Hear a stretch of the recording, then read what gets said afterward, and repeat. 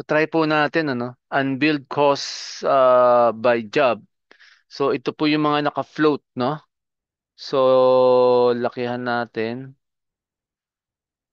unbilled okay. Try natin i-clean up itong Pacific Union, no? So medyo 3.2 million to.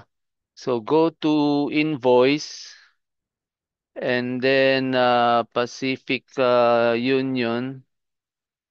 Sabi niya may pending sales order so disregard natin kasi ang gagawin natin is i-clean up natin yung unbilled so cancel.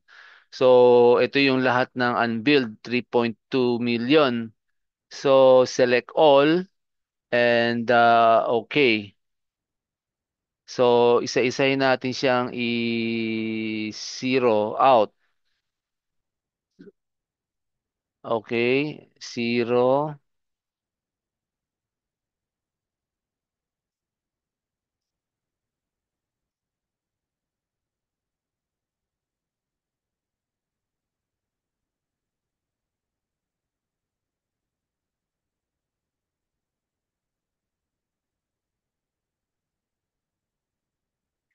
Okay.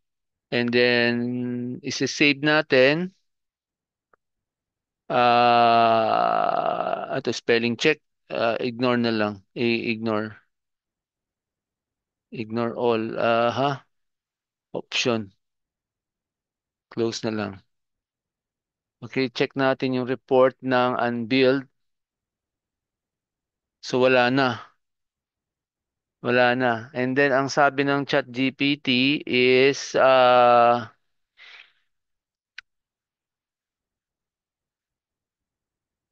use a dummy invoice. I-clear pero isi-zero out and then void the invoice. So balikan natin.